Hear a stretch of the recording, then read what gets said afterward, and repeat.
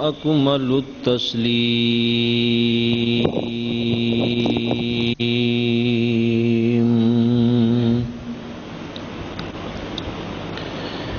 أجمل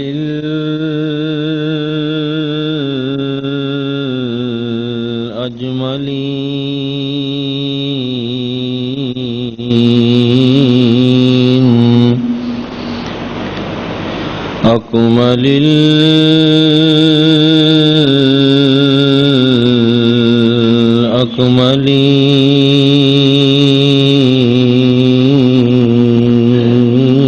الأكملين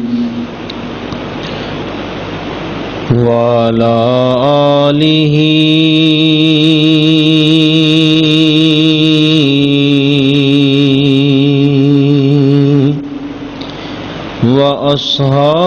وأصحابه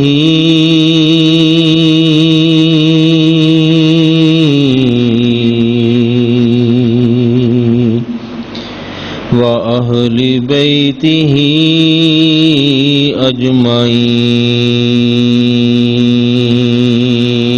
أجمعين أما بعد فأعوذ بالله من الشيطان الرجيم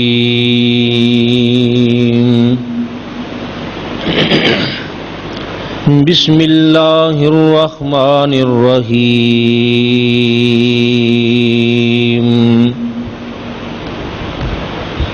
والذين جاءوا من بعدهم يقولون ربنا اغفر لنا ولإخواننا الذين سبقونا بالإيمان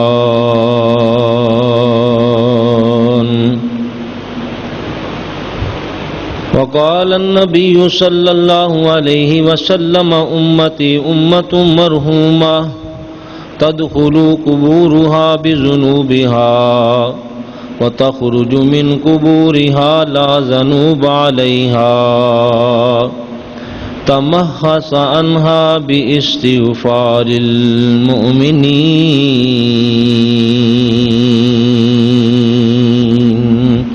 او کما قال النبی صلی اللہ علیہ وسلم صدق اللہ مولانا العظیم. درود پاک پڑھیے. الصلاۃ والسلام علیک یا رسول اللہ الصلاۃ والسلام علیک یا رحمۃ للعالمین الصلاۃ والسلام علیک یا شفیع المذنبین.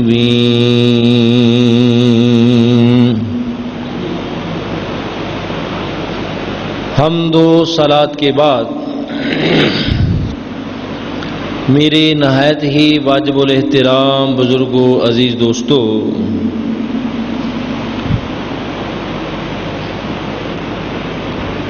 ہمارے عزیزوں میں سے، والدین میں سے، بھائیوں میں سے، بچوں میں سے،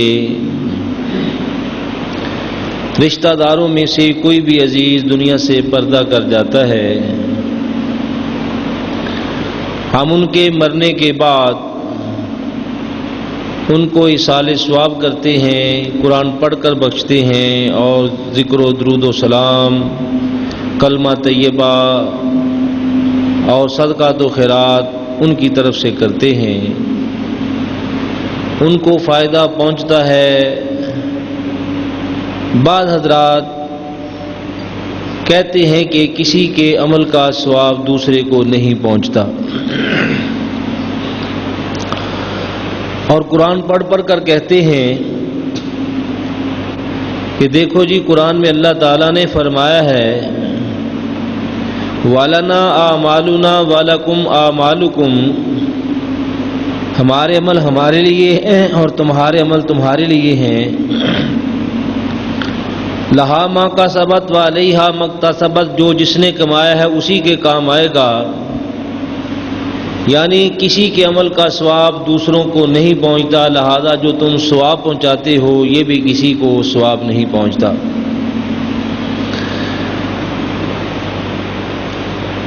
ایک ٹولہ ہوا ہے معتزلہ کا،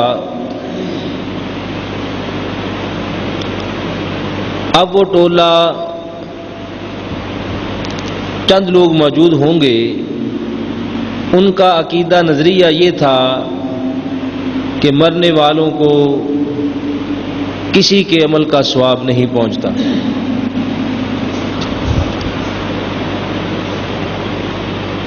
اب وہ ٹولہ معتزلہ کا وہ نوپید ہو گیا ہے۔ بدقسمتی سے کچھ لوگ نام تو قرآن و حدیث کا لیتے ہیں اور ایصال ثواب کا انکار کرتے ہیں۔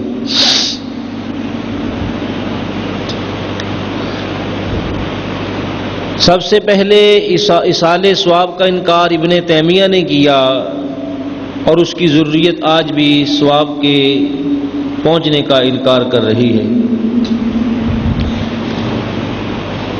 اور لوگوں کو قرآن پڑھ پڑھ کر کہتے ہیں دیکھو جی قرآن کے اندر ہے وَلَنَا أَعْمَالُنَا وَلَكُمْ أَعْمَالُكُمْ لَهَا مَا كَسَبَتْ وَعَلَيْهَا مَا اكْتَسَبَتْ، جس نے جو عمل کیا اس کو اس کے عمل کا ہی ثواب ملے گا، کسی دوسرے کے عمل کا ثواب کسی کو نہیں ملتا۔ میرے بزرگوں اور دوستوں یاد رکھیے گا، ایک ہے قانون الہی اور ایک ہے فضل الہی۔ جو آیات ہیں وَلَنَا أَعْمَالُنَا وَلَكُمْ أَعْمَالُكُمْ، ہمارے عمل ہمارے لیے، تمہارے اعمال تمہارے لیے، لہا ما کسبت وعلیہا ما اکتسبت، ان آیات میں اللہ نے قانون کا ذکر کیا ہے، یہ قانون الہی ہے۔ ایصال ثواب کا تعلق جو ہے وہ قانون الہی کے ساتھ نہیں ہے، بلکہ اس کا تعلق فضل الہی کے ساتھ ہے۔ قانون تو یہ ہے جس نے جو عمل کیا اس کو اسی کا اجر ملے، جس نے جو گناہ کیا اسی کے خاطر اسی کا گناہ لکھا جائے، لیکن ایصال ثواب کا تعلق یہ ہے، اس کا تعلق فضل الہی کے ساتھ ہے۔ دیکھو کہ قانون یہ ہے کہ بندہ ایک گناہ کرے اس کے بدلے اس کے کھاتے میں ایک گناہ لکھا جائے، ایک نیکی کرے اس کے نامہ اعمال میں ایک ہی نیکی لکھی جائے، مگر فضل الہی یہ ہے کہ بندہ ایک نیکی کرے اللہ اپنے فضل سے 10 گنا عطا فرمائے، جیسے کہ اللہ تعالیٰ نے قرآن حکیم میں ارشاد فرمایا۔ اللہ تعالیٰ ارشاد فرماتا ہے من جاء بالحسنۃ فلہ عشر امثالھا،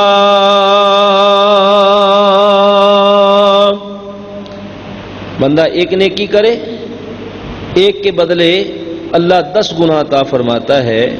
تو قانون تو یہ تھا کہ ایک نیکی کی ایک کے بدلے ایک ہی نیکی کا ثواب ملنا چاہیے تھا، تو نہیں، یہ نیکی قانون نہیں بلکہ یہ فضل الہی کے ساتھ تعلق ہے ایصال ثواب کا، چونکہ نیکی ایک کی اللہ اپنے فضل سے 10 گنا عطا فرماتا ہے۔ تو ہمارا ایمان ان آیات پر بھی ہے جو قانون الہی کو جنہوں نے بیان فرمایا ہے، اور ان آیات پر بھی ہمارا ایمان ہے جن میں اللہ نے اپنے فضل کا ذکر فرمایا ہے۔ تو فضل الہی اب عرض کرتا ہوں، ذرا توجہ کے ساتھ سماعت فرمائیے گا۔ اللہ تعالیٰ نے مومنین کی تحسین کو بیان فرماتے ہوئے 28ویں پارہ سورہ الحشر میں بیان فرمایا، والذین جاءوا من بعدہم، وہ لوگ جو بعد میں آئے ان کی شان ہے وہ اللہ کی بارگاہ میں یقولون، وہ عرض کرتے ہیں، وہ دعائیں کرتے ہیں۔ دعا کیا کرتے ہیں؟ یقولون ربنا اغفر لنا ولاخواننا الذین سبقونا بالایمان،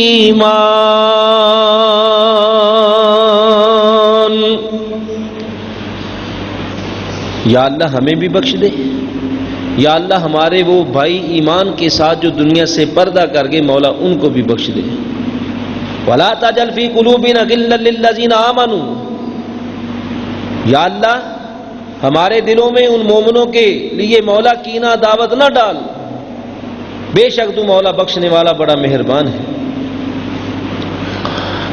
تو اس آیت میں اللہ نے فضل الہی کا ذکر فرمایا ہے کہ ایمان والے اللہ کی بارگاہ میں عرض کرتے ہیں یا اللہ ہمیں بھی بخش دے، یا اللہ ہمارے ان ایمان والے بھائیوں کو بخش دے جو ہم سے پہلے دنیا سے ایمان کے ساتھ پردہ کر گئے۔ سارے نبیوں سے درجہ مرتبہ ہے ہمارے نبی کریم علیہ السلام کا اعلیٰ۔ اگر سرکار دو عالم صلی اللہ علیہ وسلم کے بعد کسی نبی کا درجہ مرتبہ ہے تو جد الانبیاء اولو العزم رسول حضرت ابراہیم علیہ نبی علیہ السلام کا ہے۔ میرے دوست و بزرگ، اللہ کے نبی ابراہیم علیہ نبی علیہ السلام نے اللہ کی بارگاہ میں کئی دعائیں مانگی۔ ایک دعا یہ بھی مانگی جو ہم سارے مسلمان نماز میں دعا مانگتے ہیں، سورہ ابراہیم 13 پارہ میں اللہ نے اس کا ذکر فرمایا ہے۔ اللہ کے نبی ابراہیم علیہ نبی علیہ السلام اللہ کی بارگاہ میں دعا مانگتے ہیں، ربنا اغفر لی۔ اس سے پہلے کیا عرض کیا؟ یا رب العالمین ربی جعلنی مقیم الصلاۃ، یا اللہ مجھے نمازی بنا۔ ربی جعلنی مقیم الصلاۃ ومن ذریتی ربنا وتقبل دعا۔ اللہ کے نبی ہیں، دعا کرتے ہیں یا اللہ مجھے نمازی بنا، میری اولاد کو نمازی بنا، یا اللہ میری دعا کو اپنی بارگاہ میں شرف قبولیت عطا فرما۔ یاد رکھیے گا، خوش قسمت ہے وہ ماں باپ جن کی اولادیں نمازی ہیں۔ اگر ماں باپ دنیا سے پردہ کر جائیں، کوئی بعد میں کوئی دعا کرے یا نہ کرے، لیکن اگر اولاد نمازی ہوگی تو انشاءاللہ اولاد کی نماز کا، اولاد کی نیکی کا فائدہ مرنے کے بعد بھی اللہ مرنے والوں کو عطا فرمائے گا۔ وہ کیسے؟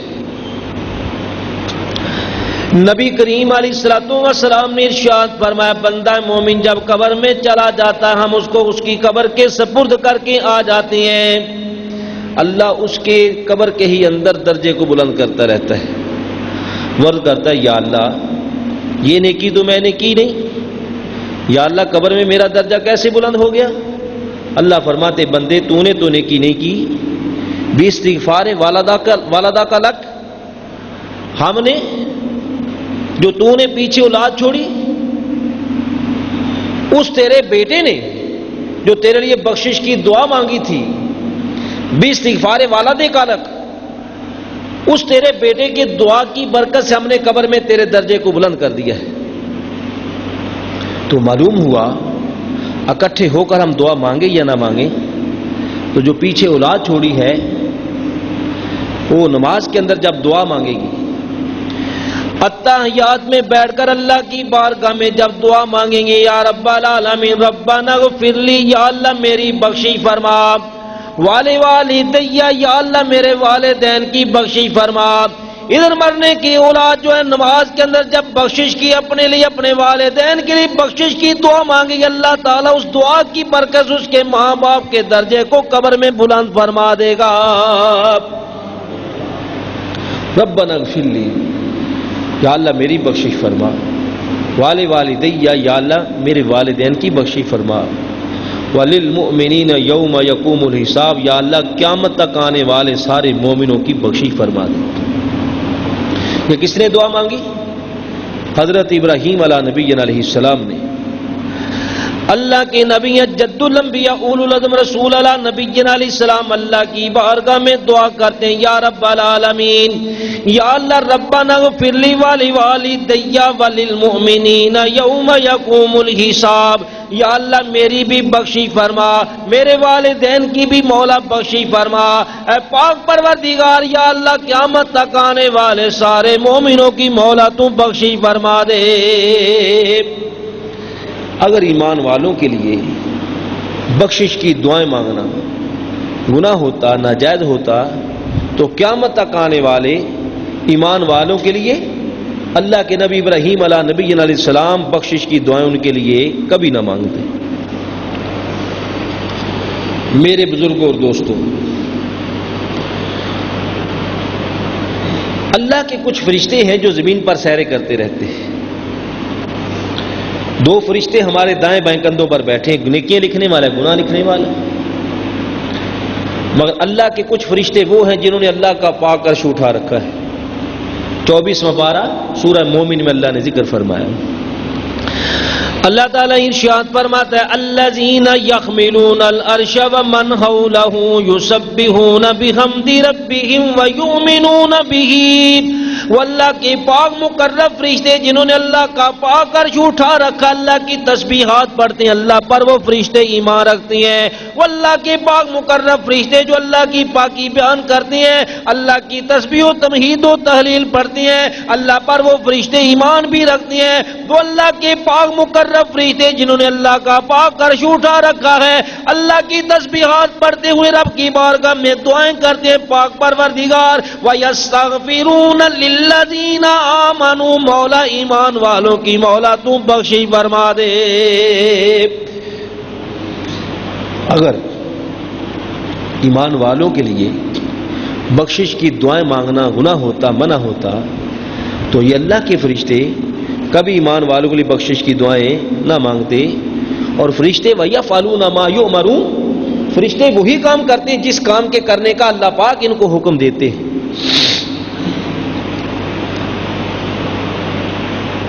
حدیث کی کتاب ہے کنز الامال، جس کے اندر 46,623 احادیث کا ذخیرہ موجود ہے، اس کے اندر یہ حدیث موجود ہے۔ نبی کریم علیہ السلام نے فرمایا الدعاء هو العبادہ، دعا عبادت ہے۔ اور عبادت تین طرح کی ہوتی ہے، بدنی عبادت دعا ہے، استغفار ہے، کلمہ طیبہ پڑھنا ہے، ذکر و اذکار کرنا ہے، جس میں بدن کو مشقت اٹھانی پڑتی ہے، یہ بدنی عبادت ہے۔ مالی عبادت جس میں مال خرچ ہوتا ہے، صدقات و خیرات، زکوٰۃ وغیرہ۔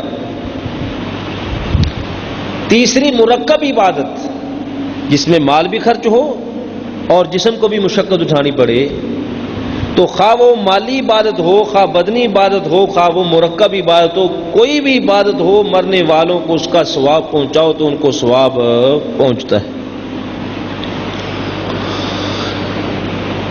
نبی کریم علیہ السلام نے فرمایا دعا عبادت ہے، اور مومنین ایمان والے جو ہیں اپنے ایمان والے بھائیوں کے لیے بخشش کی دعائیں مانگتے ہیں۔ مومن ایمان والے اللہ کی بارگاہ میں عرض کرتے ہیں والذین جاؤوا من بعدہم، وہ لوگ جو بعد میں آئے اللہ کی بارگاہ میں دعائیں کرتے ہیں، یقولون عرض کرتے ہیں ربنا اغفر لنا ولاخواننا الذین سبقونا بالایمان۔ مومن ایمان والے اللہ کی بارگاہ میں دعائیں کرتے ہیں یا اللہ ہمیں بھی بخش دے، یا اللہ ہمارے ان ایمان والے بھائیوں کو بھی بخشش فرما دے جو ایمان کے ساتھ دنیا سے پردہ کر چکے ہیں۔ تو معلوم ہوا کہ مومنین کے اللہ تحسین فرما رہے ہیں جو ایمان والوں کے لیے بخشش کی دعائیں کرتے ہیں۔ اللہ کے نبی حضرت عیسیٰ علیہ السلام اللہ کے شان والے نبی ہیں۔ ایک دن قبرستان کے قریب سے گزرے، دیکھا کہ قبر والے کو قبر میں عذاب ہو رہا ہے۔ وہ قبر والا جس کو قبر میں عذاب ہو رہا ہے، اس کے عذاب کو دیکھ کر حضرت عیسیٰ علیہ السلام بڑے پریشان ہوئے، اور اللہ کا جو نبی ہوتا ہے بڑے رحیم اور کریم ہوتے ہیں۔ دل میں آئے اس کو عذاب ہو رہا ہے، چلو ابھی طہارت وضو کر کے اس کے لیے بخشش کی دعا مانگتے ہیں، اللہ اس کا بیڑا پار کر دے۔ حضرت عیسیٰ علیہ السلام جب گئے تو اس کو عذاب ہو رہا تھا، جب طہارت کر کے وضو کر کے آئے اس کے لیے دعا مانگنے لگے تو اس کی قبر جو ہے وہ بقع نور بنی ہوئی ہے۔ ہوا فی النور ورحمت، اس کی قبر میں نور اور رحمت چھائی ہوئی ہے۔ اللہ کی بارگاہ میں عرض کی یا اللہ ابھی تو اس کو عذاب ہو رہا تھا اور ابھی میں دیکھ رہا ہوں طہارت وضو کر کے آیا ہوں، تو یا اللہ اس کی قبر کو تو نے جنت کا باغ بنا دیا ہے، نور ہی نور ہے اس کی قبر میں، رحمت ہی رحمت ہے، وجہ کیا ہے؟ اللہ تعالیٰ نے ارشاد فرمایا پیارے عیسیٰ یہ جو بندہ قبر میں جس کو میں عذاب دے رہا تھا اس نے پیچھے اپنی جو اولاد چھوڑی اس کا بیٹا مجھے بسم اللہ الرحمن الرحیم کہہ کر مجھے رحمان و رحیم کہہ کر پکار رہا تھا. اے پیارے عیسیٰ اس کا بیٹا جو مجھے رحمان و رحیم کہہ رہا تھا میری غیرت نے گوارا نہیں کیا. اس کا بیٹا تو مجھے رحمان رحیم کہہ کر پکارے تو میں اس کے باپ کو میں عذاب دوں. میں نے اس کے بیٹے کے رحمان و رحیم کہنے کی برکت سے میں نے اس کی قبر کو جنت کا باغ بنا دیا ہے. اس کے میں نے گناہوں کی بخشش فرما دی. حضرت علی مرتضیٰ شیر خدا رضی اللہ تعالی عنہ آپ فرماتے ہیں نبی کریم علیہ السلام نے فرمایا جو بندہ قبرستان جائے قبرستان جا کے قبر والوں کے لیے 11 مرتبہ سورہ اخلاص پڑھ کر قل شریف پڑھ کر ان کو بخشے ان کو ثواب پہنچائے. نبی کریم علیہ السلام نے فرمایا جتنے قبرستان میں مردے لیٹے ہیں سب مردوں کی تعداد کے برابر اللہ سورہ اخلاص پڑھنے والے کو بھی ثواب عطا فرماتا ہے.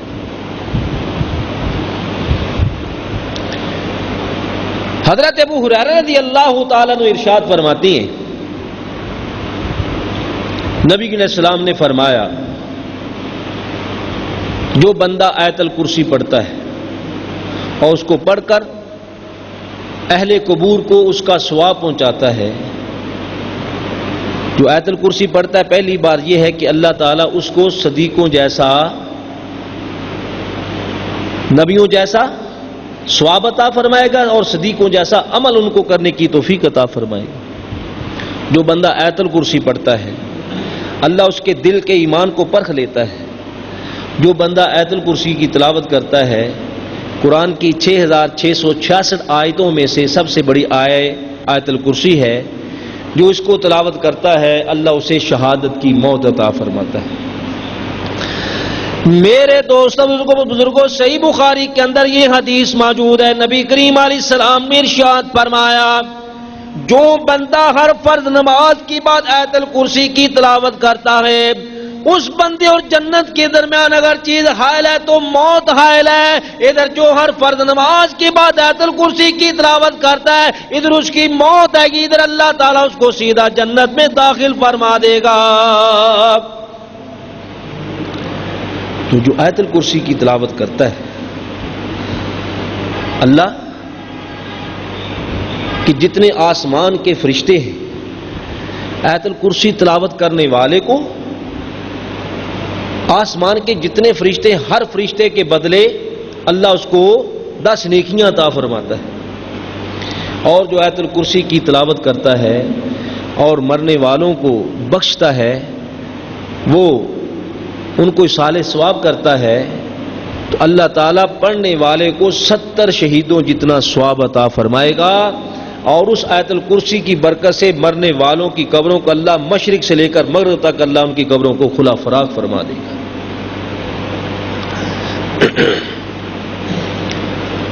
آگے چلیے. عبادت 3 طرح کی ہوتی ہے. بدنی عبادت دعا ہے استغفار کرنا ہے درود پاک پڑھنا ہے کلمہ طیبہ پڑھنا ہے تسبیح و تمہید و تحلیل پڑھنا ہے. کیا ان کا ثواب مرنے والوں کو پہنچتا ہے کہ نہیں پہنچتا؟ حضرت توجہ کے ساتھ سماعت فرمائیے گا. حضرت امام جلال الدین سیوطی رحمۃ اللہ علیہ نے اپنی کتاب شرح الصدور فی احوال الموتى والقبور کے اندر نبی کریم علیہ السلام کی حدیث مرفوع کو ذکر کیا ہے.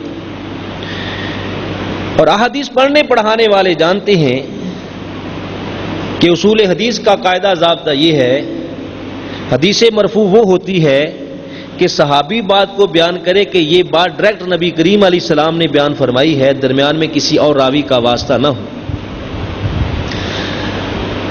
حضرت امام جلال الدین سیوطی رحمۃ اللہ علیہ نے اس حدیث کو نقل فرمایا. اور حضرت امام جلال الدین سیوطی یہ کون بزرگ ہیں؟ حضرت امام عبد الوہاب شیرانی رحمۃ اللہ علیہ نے اپنی کتاب الیواقیت والجواہر کے اندر ارشاد فرمایا، حضرت امام سیوطی وہ بزرگ ہیں جن کو جاگتے ہوئے نبی کریم علیہ السلام کی 75 مرتبہ زیارت نصیب ہوئی ہے۔ مولوی حمداللہ ڈاگی نے اپنی کتاب البصائر میں لکھا اور کہ ان کو 75 مرتبہ زیارت ہوئی ہے، اور مولوی انور شاہ کشمیری دیوبندی نے فیض الباری شرح صحیح بخاری کی پہلی جلد میں لکھا ہے کہ امام سیوطی وہ ہیں جن کو جاگتے ہوئے نبی کریم علیہ السلام کی 22 مرتبہ زیارت ہوئی ہے۔ اور آگے لکھتے ہیں کہ حضرت امام سیوطی رحمۃ اللہ علیہ کو اگر کسی حدیث کے متعلق تردد ہوتا، شک ہوتا، تو نبی علیہ السلام کی جب زیارت سے مشرف ہوتے تو عرض کرتے، یا رسول اللہ صلی اللہ علیہ وسلم، یہ آقا، یہ آپ ہی کا فرمان، آپ ہی کی حدیث ہے؟ اگر سرکار فرما دیتے کہ ہاں یہ میرا ہی فرمان، میری ہی حدیث ہے، تو فرماتے ہیں بعد میں اپنی کتاب میں اس حدیث کو کوٹ کرتے تھے، نقل کرتے تھے۔ میرے دوست بزرگوں، حضرت امام جلال الدین سیوطی رحمۃ اللہ علیہ ارشاد فرماتے ہیں، حضرت انس رضی اللہ تعالی نے فرمایا، میں نے خود نبی کریم علیہ السلام کو فرماتے سنا، یہ حدیث مرفوع ہے۔ قال قال النبی صلی اللہ علیہ وسلم، نبی کریم علیہ السلام نے ارشاد فرمایا، میری امت پر اللہ کا بڑا کرم ہے، میری امت پر اللہ کی بڑی رحمت ہے۔ سرکار نے ارشاد فرمایا، تدخلوا قبورها بذنوبها وتخرج من قبورها لا ذنوب علیها۔ سرکار نے ارشاد فرمایا، میرے کچھ امتی ایسے ہوں گے جب قبروں میں جائیں گے گناہوں کے پہاڑی پہاڑ ساتھ لے کر جائیں گے، وتخرج من قبورها لا ذنوب علیها، جب ان کو قبروں سے نکالا جائے گا ان کا گناہ بھی باقی نہیں ہوگا۔ سرکار کے صحابہ نے عرض کیا، یا رسول اللہ صلی اللہ علیہ وسلم، لاج پالا کا سونے، جب قبروں میں گئے تھے آقا گناہوں کے ساتھ گئے تھے، آقا جب قبروں سے نکالا جائے گا ان کا گناہ بھی باقی نہیں ہوگا۔ اے کملی والے آقا، پھر ان کے گناہ کیسے معاف ہو گئے؟ اللہ کے محبوب علیہ السلام نے فرمایا، میرے صحابہ تمخص عنہا باستغفار المؤمنین، او جو مومنوں نے پڑھ پڑھ کر بخشا تھا، جو ایمان والوں نے بخشش کی دعائیں مانگی تھی، تمہارے پڑھ کر اور دعائیں مانگنے کی برکت سے اللہ نے مرنے والوں کے سارے گناہوں کو معاف فرما دیا ہے۔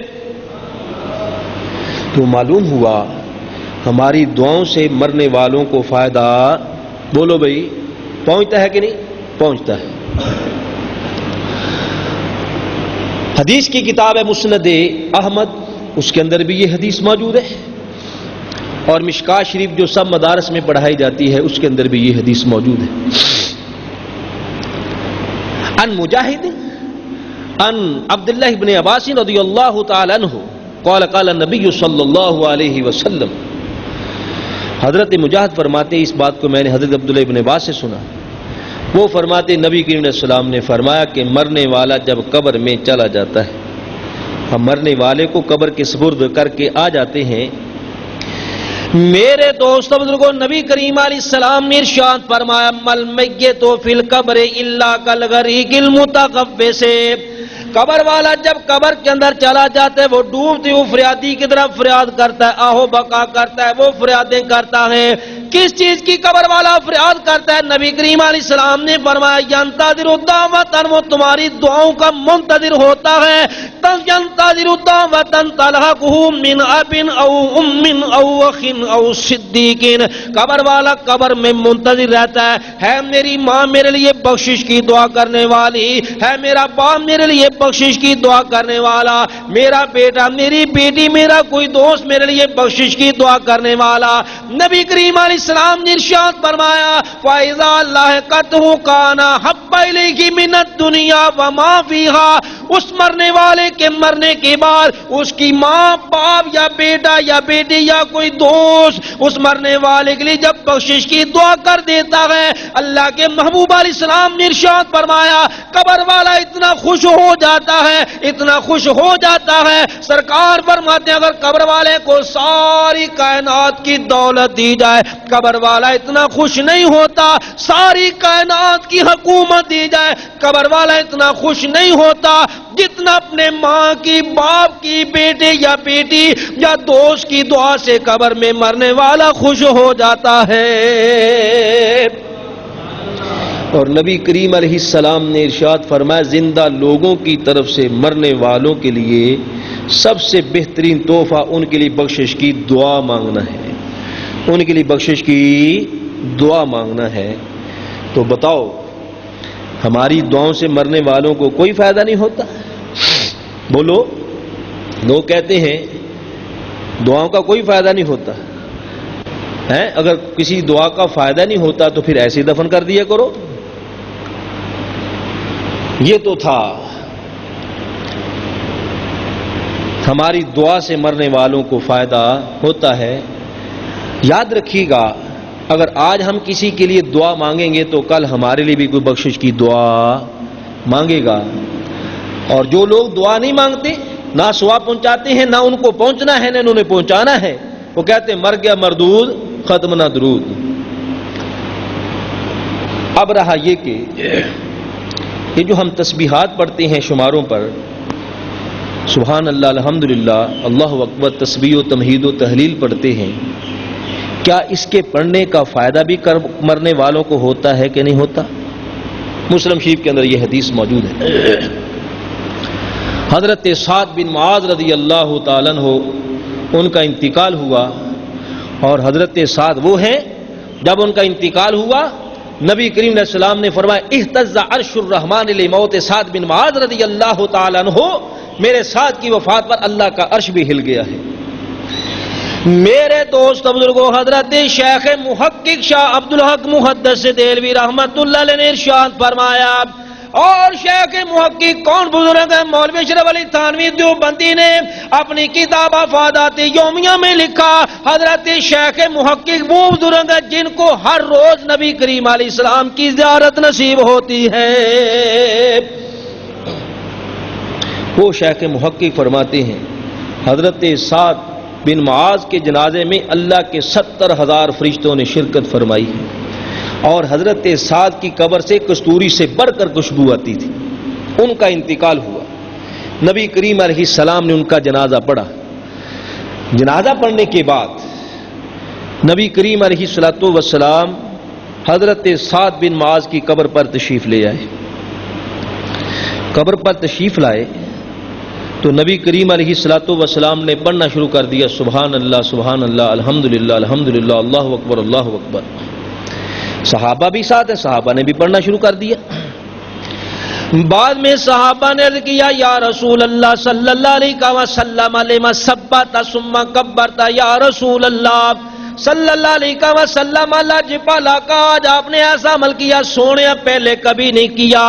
یا رسول اللہ حضرت سعد کا جنازہ آپ نے پڑھا، ان کا جنازہ پڑھنے کے بعد یا رسول اللہ صلی اللہ علیہ وسلم لاجپالا کا ان کا جنازہ پڑھنے کے بعد ان کی قبر کے پاس تشریف فرما ہو کر آپ نے تسبیحات کو کیوں پڑھا ہے؟ نبی کریم علیہ السلام نے ارشاد فرمایا میرے صحابہ، میں نے بھی اللہ کی تسبیحات کو پڑھا، تم نے بھی اللہ کی تسبیحات کو پڑھا، میں نے بھی سبحان اللہ پڑھا، تم نے بھی سبحان اللہ پڑھا، میں نے بھی اللہ کی پاکی بیان کی، تم نے بھی اللہ کی پاکی بیان کی۔ نبی کریم علیہ السلام نے فرمایا میرے صحابہ صلی اللہ کی نیک بندے پر قبر تنگ ہو گئی تھی، میرے تمہارے تسبیحات پڑھنے کی برکت سے اللہ تعالیٰ نے حضرت سعد کی قبر کو اللہ نے کھلا فراغ فرما دیا ہے۔ تو معلوم ہوا ہمارے تسبیحات پڑھنے کا فائدہ بھی اللہ مرنے والوں کو عطا بولو فرماتا ہے۔ یہ جو ہم کلمہ طیبہ پڑھتے ہیں اس کا کتنا مرنے والوں کو ثواب ملتا ہے؟ مشکات شریف کے اندر حدیث موجود ہے، نبی کریم علیہ السلام نے فرمایا من قال لا الہ الا اللہ دخل الجنہ، جو بندہ کلمہ پڑھتے ہوئے دنیا سے جائے گا اللہ اس کو سیدھا جنت میں داخل فرما دے۔ اور نبی کریم علیہ السلام نے فرمایا اپنے مردوں کو کلمے کی لقینوا موتاکم اللہ الہ الا اللہ، اپنے مردوں کو کلمے کی تلقین کرو۔ کیا مطلب؟ اس کو مرنے والے کو، ایک تو جس کی جان بلب ہے، جان نکل رہی ہے، یہ مجازی مردہ ہے، اور جس کی روح جسم سے پرواز کر گئی ہے وہ حقیقی مردہ ہے۔ تو جو مجازی مردہ ہے میرے آقا فرماتے ہیں ان کو کلمے کی تلقین کرو، مطلب یہ کہ تلقین کرنے کا اس کو کہو نہیں کلمہ پڑھ، اگر کہو کہ وہ انکار کر دے گا تو دنیا سے وہ بے ایمان جائے گا۔ تلقین کرنے کا مطلب یہ کہ اس کے پاس بیٹھ کر اونچی آواز سے پڑھو کلمہ طیبہ تاکہ تمہاری طرف دیکھ کر وہ بھی پڑھنا شروع کر دے۔ نبی علیہ السلام نے فرمایا من قال لا الہ الا اللہ دخل الجنہ، جو کلمہ پڑھتے ہو دنیا سے جائے گا اللہ اس کو سیدھا جنت میں داخل فرما دے۔ کلمہ طیبہ کا مرنے والوں کو کتنا ثواب ملتا ہے، توجہ کے ساتھ سماعت فرمائیے۔ حضرت امام اللہ علی قاری رحمت اللہ علیہ نے مرکات شرح مشکات کے اندر اس حدیث پاک کو نقل کیا کہ حضرت شیخ ابن عربی، اس بات کو انہوں نے نقل کیا حضرت شیخ ابن عربی رحمت اللہ علیہ،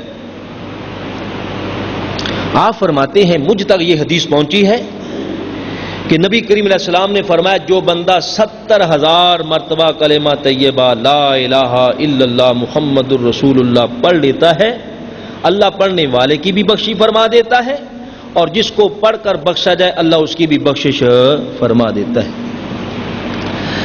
حضرت شیخ ابن عربی رحمت اللہ علیہ ارشاد فرماتے مجھ تک یہ حدیث پہنچی ہے، اور شیخ ابن عربی کون ہے؟ حضور غوث اعظم رضی اللہ تعالیٰ عنہ کے یہ مانوی بیٹے ہیں۔ آپ کے والد گرامی ان کے ہاں بیٹا نہیں تھا تو بڑے بڑے بزرگوں کے پاس گئے دعا کرانے کے لیے کہ اللہ مجھے ستھرا بیٹا عطا فرما دے۔ یہاں سے یہ مسئلہ بھی معلوم ہوا کہ بیٹے کے لیے اولاد کے لیے بزرگوں سے دعا کرانا یہ کوئی نیا طریقہ نہیں ہے، یہ پرانا طریقہ چلا رہا ہے، اور اللہ کے نبی ابراہیم علیہ نبی جن علیہ السلام بھی دعا کرتے ہیں رب حب لی من الصالحین، یا اللہ مجھے ستھرا بیٹا عطا فرما۔ دعا کرتے ہیں رب حب لی من الصالحین، یا اللہ ستھرا بیٹا عطا فرما۔ اسمع سن مولا میری دعا کو، ایل عبرانی زبان میں خدا کو کہتے ہیں اسمع سن، ایل اے خدا میری دعا سن۔ جب اللہ نے بیٹا اسماعیل عطا فرمائے تو اس کا نام ہی اسماعیل ہی رکھ دیا۔ اسماعیل کا معنی ہے اے خدا میری دعا سن۔ خیر میرے دوست بزرگوں، حضرت شیخ محی الدین ابن عربی رحمت اللہ علیہ کے والد گرامی فرماتے میں بڑے بڑے بزرگوں کے پاس گیا، اور اللہ والوں کی جو نظر ہوتی ہے وہ زمین پر بیٹھ کر وہ لوح محفوظ کو دیکھ رہے ہوتے ہیں، دیکھ کر بتاتے ہیں بھی لوح محفوظ پر تیری پشت میں کوئی بیٹا کوئی نہیں لکھا۔ مایوس ہو کے آ گئے۔ کرتے کرتے شیخ ابن عربی رحمت اللہ علیہ کے والد گرامی حضرت غوث اعظم رضی اللہ تعالی عنہ کی بارگاہ میں حاضر ہوئے۔ عرض کی حضور دعا فرمائے اللہ مجھے نیک بیٹا عطا فرما دے۔ آپ نے لوح محفوظ پر نظر دوڑائی تو فرمایا بھی لوح محفوظ پر تیری پشت میں کوئی بیٹا نہیں۔ حضور غوث اعظم رضی اللہ تعالی نے ارشاد فرمایا ہاں تم آئے ہو میرے پاس تو اب خالی کیوں جاتے ہو؟ میری پشت میں اللہ تعالیٰ نے لوح محفوظ پر 2 بیٹے لکھے ہوئے ہیں، اور میری پشت کے ساتھ پشت کو تم جوڑ لو، ایک بیٹا اللہ تعالیٰ تیری پشت میں منتقل فرما دے گا۔ پھر انہوں نے حضور غوث اعظم کی پشت کے ساتھ اپنی پشت کو جوڑا، اللہ نے ایک بیٹا ان کی پشت میں منتقل کر دیا۔ تو یہ حضور شیخ ابن عربی رحمت اللہ علیہ حضور غوث اعظم رضی اللہ تعالیٰ عنہ کے یہ مانوی بیٹے ہیں۔ وہ ارشاد فرماتی ہیں مجھ تک یہ حدیث پہنچی ہے کہ نبی کریم علیہ السلام نے ارشاد فرمایا کہ جو بندہ 70,000 مرتبہ کلمہ طیبہ لا الہ الا اللہ محمد الرسول اللہ پڑھ لیتا ہے اللہ کلمہ پڑھنے والے کی بھی بخشش فرما دیتا ہے، اور جس کو پڑھ کے بخشا جائے اللہ تعالیٰ اس کی بھی بخشش فرما دیتا ہے۔ شیخ ابن عربی رحمت اللہ علیہ فرماتے ہیں مجھے اس حدیث کے متعلق تھوڑا سا تردد تھا، شک تھا کہ پتہ نہیں نبی علیہ السلام کی یہ حدیث ہے کہ نہیں، شک تھا۔ فرماتے ہیں کہ میں دعوت پہ گیا، مسئلہ یاد رکھیے گا، نبی کریم علیہ السلام نے فرمایا اگر کوئی کسی کی دعوت کرے تو دعوت کو قبول کرنا چاہیے، شرط یہ ہے کہ اس کی کمائی حلال کی کمائی ہو، دعوت کو رد منع نہیں کرنی چاہیے۔ فرماتے میں ایک دعوت پہ گیا، دیکھا کہ میرے سامنے ایک نوجوان بیٹھا ہے،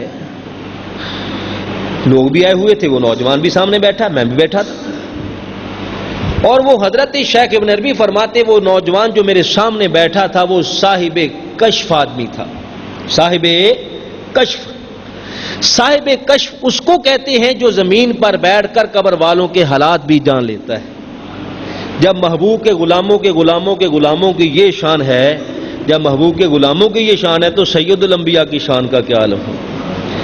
چاہیں تو اشاروں سے اپنے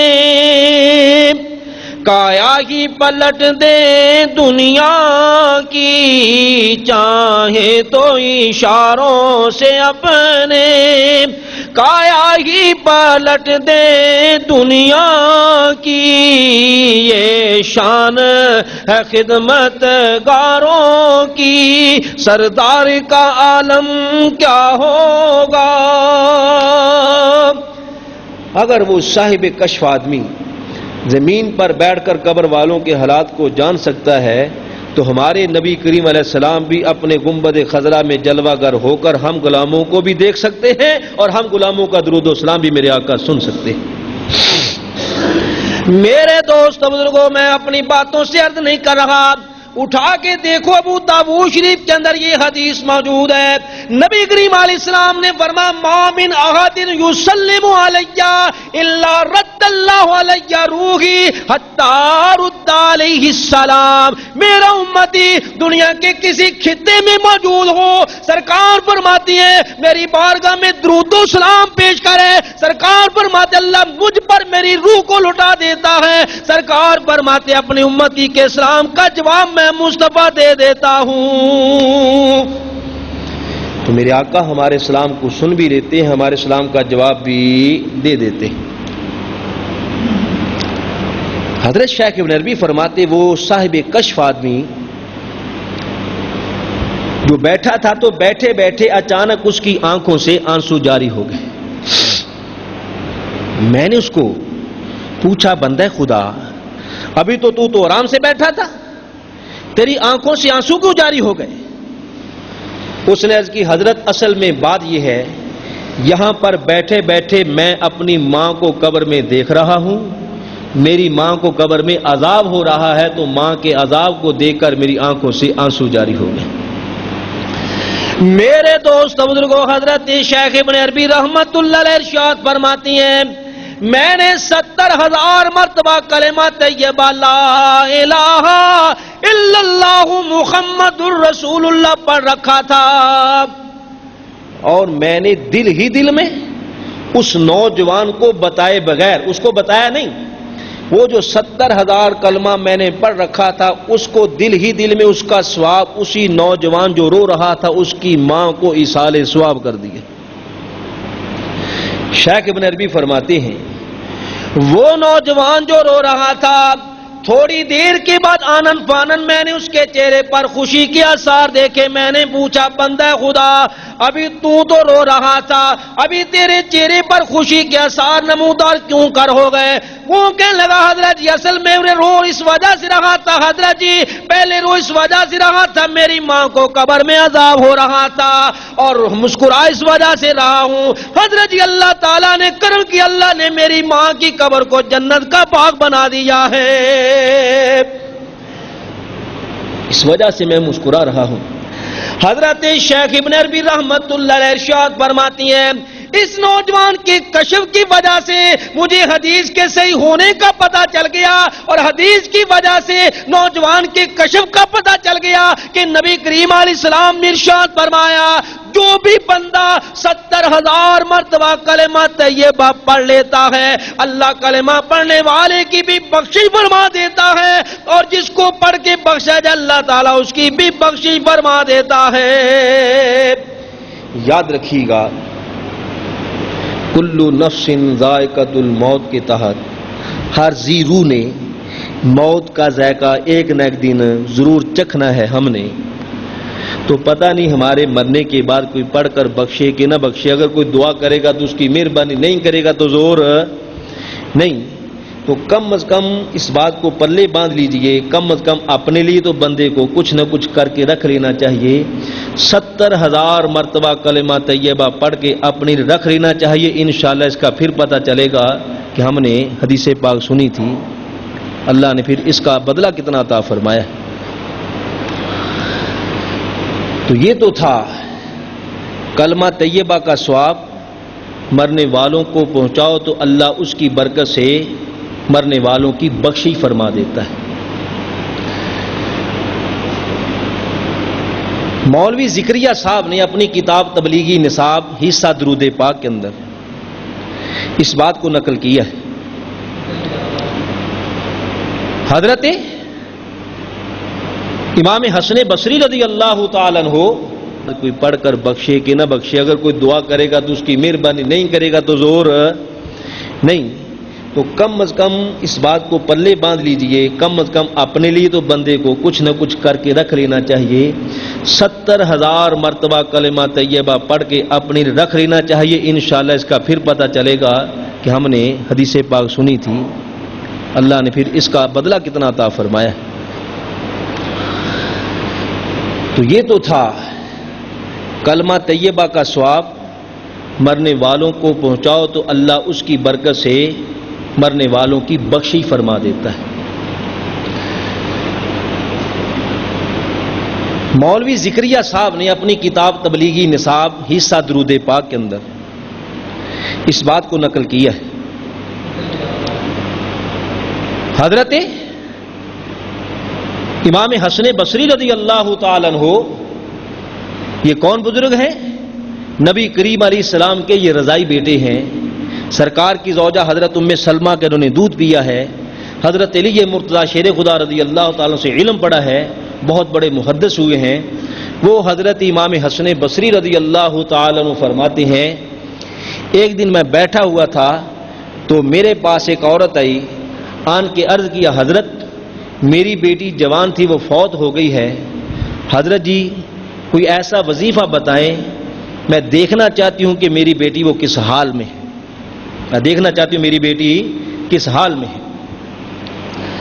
میرے دوست بزرگوں، حضرت امام حسن بصری رضی اللہ تعالی نے ارشاد فرمایا جاؤ بی بی گھر جا کے عشاء کی نماز پڑھنے کے بعد 4 رکعت نفل ادا کرو. کتنی؟ بولو بھائی، 4 رکعت نفل. اور ہر رکعت میں سورہ فاتحہ کے بعد سورہ الحاقم التکاثر پڑھو. 4 رکعتیں کیسے پڑھنی ہیں نفل؟ پہلی رکعت میں ثنا پڑھنی ہے، ثنا کے بعد علم شریف پڑھنی ہے، پھر سورہ الحاقم التکاثر پڑھنی ہے. رکوع و سجود کرنے کے بعد دوسری رکعت کے لیے کھڑے ہو جانا ہے، پھر دوسری رکعت میں علم شریف پڑھنی ہے، پھر سورہ الحاقم التکاثر پڑھنی ہے. رکوع و سجود کے بعد التحیات میں بیٹھ جانا ہے. 2 رکعتیں پڑھ کر یوم یقوم الحساب تک پڑھنا ہے. پھر تیسری رکعت بھی آپ نے ثنا سے شروع کرنی ہے، یعنی جس طرح 2 رکعتیں پہلے پڑھی تھی اسی طرح 2 رکعتیں بعد والی پڑھنی ہے. تو فرمایا جاؤ گھر جا کے بی بی 4 رکعت اس طرح پڑھو، اور 4 رکعت نفل پڑھنے کے بعد عشاء کی نماز کے بعد یہ 4 رکعت پڑھ کر نبی علیہ السلام پر درود و سلام پڑھتی سو جاؤ، تجھے تیری بیٹی خواب میں مل جائے گی کس حال میں. میرے دوست بزرگوں، وہ عورت گھر گئی، جا کر اس نے عشاء کی نماز کو ادا کیا، 4 رکعت نفل ادا کیے. ہر رکعت میں سورہ فاتحہ کے بعد سورہ الحاقم التکاثر پڑھی. سورہ الحاقم التکاثر پڑھی، 4 رکعتیں پڑھ کر سلام پھیر کر نبی علیہ السلام پر درود و سلام پڑھتے سو گئی. واقعی اس نے اپنی بیٹی کو خواب میں دیکھ لیا، مگر دیکھا یہ کہ بیٹی تو عذاب میں مبتلا ہے، آگ ہی آگ اس پر مسلط ہے، زنجیروں میں جکڑی ہوئی ہے. اس کے دل میں بڑا قلق، بڑا اضطراب، بڑی پریشان. اس کو رات گزارنی مشکل ہو گئی. اسی مغموم حالت میں وہ صبح ہوتے ہی حضرت امام حسن بصری رضی اللہ تعالیٰ عنہ کی بارگاہ میں حاضر ہوئی. میرے دوست بزرگوں، وہ عورت حضرت امام حسن بصری کی بارگاہ میں حاضر ہو کر عرض کرتی حضرت جی جو آپ نے مجھے وظیفہ بتایا تھا حضرت جی برحق بتایا تھا، مگر حضور میں نے دیکھا یہ میری بیٹی کو تو قبر میں عذاب ہو رہا ہے. فرمایا بی بی گھر جاؤ، گھر جا کے صدقہ کرو. صدقہ حدیث میں آتا ہے الصدقہ تو رد البلا، صدقہ مصیبتوں کو ٹال دیتا ہے. ضروری نہیں ہے کہ کالا بکرا ہی کرو، کالا مرغا ہی صدقہ دو، نہیں، میرے آقا نے فرمایا کھجور کا ایک دانہ ہی اللہ کی بارگاہ میں صدقہ کرو اور جہنم کی آگ کو ٹھنڈا کرو۔ بزرگ فرماتے ہیں، غور فرمائیے گا، عقل کی بات عرض کرتا ہوں، بزرگ فرماتے ہیں گھر پر کوئی سائل آ جائے، سوالی آ جائے، اس چھوٹے بچے کے، جو گھر میں بچے ہوتے ہیں، کسی چھوٹے بچے کے ہاتھ پر رکھ کر کچھ اس سوالی کو دینا چاہیے تاکہ بچے کو بڑا ہونے تک رب کی بارگاہ میں خرچ کرنے کی عادت پڑ جائے۔ تو فرمایا جاؤ بی بی گھر جاؤ اور جا کے صدقہ کرو۔ میرے دوست بزرگوں، وہ عورت اپنے گھر چلے گی، جا کے صدقہ کیا۔ حضرت امام حسن بصری رضی اللہ تعالیٰ نے ارشاد فرماتی ہیں میں بیٹھا تھا، بیٹھے بیٹھے اللہ تعالیٰ نے مجھ پر نیند کا غلبہ طاری کر دیا۔ میں نے سوتے کی حالت میں کیا دیکھا، اللہ تعالیٰ نے میرے سامنے جنت کو فرما دیا، اور میں نے کیا دیکھا، ایک بڑی حسینہ جمیلہ دوشیزہ ایک سونے کا تاج پہن کر تخت پر بیٹھی ہے، ارد گرد کنیزیں، اور میری طرف دیکھ کر وہ مسکرا رہی ہے۔ حضرت امام حسن بصری فرماتے ہیں اس لڑکی نوجوان جو سونے کا تاج پہنے، ارد گرد کنیزیں ہیں اور تخت پہ بیٹھی ہے، میری طرف دیکھ کر کہتی ہے حضرت کیا آپ نے مجھے پہچانا نہیں؟ فرمایا بیٹی میں نے تجھے نہیں پہچانا۔ عرض کی حضرت میں وہی ہوں جس کی ماں کو آپ نے وظیفہ بتایا تھا، میں وہی ہوں جس کی ماں کو آپ نے وظیفہ بتایا تھا۔ فرمایا بھی تیری ماں نے تو مجھے بتایا تھا کہ میری بیٹی کو تو قبر میں عذاب ہو رہا ہے، زنجیروں میں جکڑی ہوئی ہے، اور تو جنت کے اندر بڑے آرام سے ہے، سونے کا تاج پہنا، تخت پہ بیٹھی، ارد گرد تیرے خدمت کے لیے کنیزیں موجود ہیں، یہ کیا ماجرا ہے؟ میرے دوست بزرگوں، وہ عورت کہتی ہے، وہ لڑکی عرض کرتی ہے حضرت جی جو کچھ میری ماں نے خواب میں دیکھا، پر حق دیکھا، حضرت جی قبرستان کے اندر صرف مجھے عذاب نہیں ہو رہا تھا، اور بھی قبر والے تھے جن کو اپنی اپنی قبروں میں عذاب ہو رہا تھا۔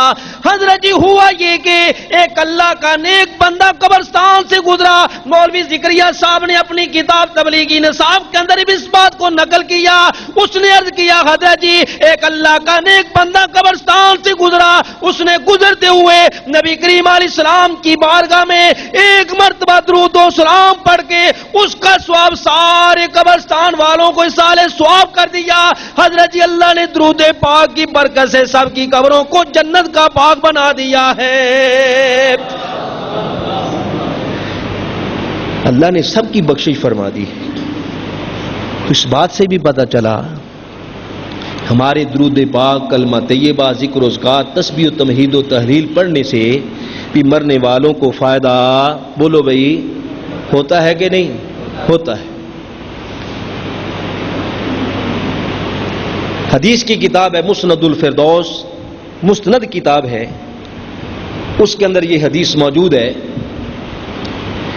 نبی کریم علیہ السلام نے ارشاد فرمایا ہر بندے کے دائیں بائیں دو فرشتے ہیں جن کو کرامین کاتبین کہا جاتا ہے۔ دائیں طرف والا ہے بندے کی نیکیاں لکھتا ہے، بائیں طرف والا ہمارے گناہوں کو لکھتا ہے۔ دائیں طرف والا بندہ ہے مومن جو ہے، بندہ نیکی کا ارادہ کرتا ہے، نیت کرتا ہے، وہ نیکی لکھنی شروع کر دیتا ہے، اور گناہ لکھنے والا بندہ گناہ کا ارادہ کرتا ہے، نہیں لکھتا، گناہ کے قریب جاتا ہے وہ گناہ نہیں لکھتا، گناہ کرنے لگتا ہے وہ نہیں لکھتا، شاید ابھی باز آ جائے، ابھی باز آ جائے۔ جب وہ بندہ گناہ کر لیتا ہے تو کہتا ہے اب میں مجبور ہو چکا ہوں، اب میں نے تیرا گناہ لکھنا ہی لکھنا ہے، وہ گناہ لکھ لیتا ہے۔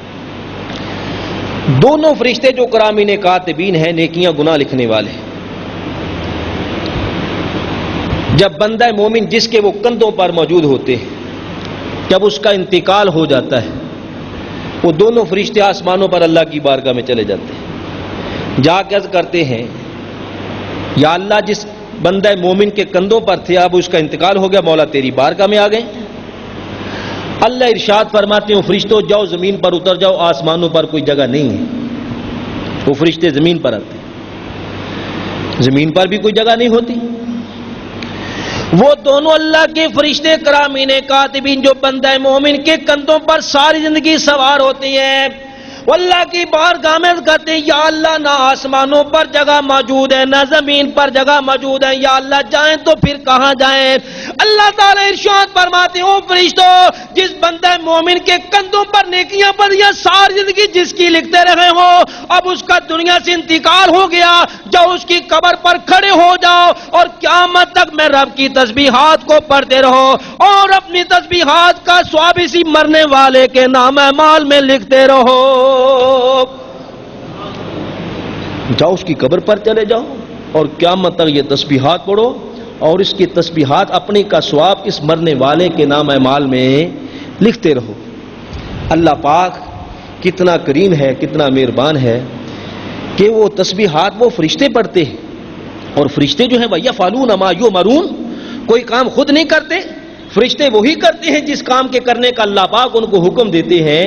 تو وہ فرشتے جو تسبیحات پڑھتے ہیں تو ان فرشتوں کے تسبیحات کا ثواب اسی مرنے والے کے نام اعمال میں لکھا جاتا ہے۔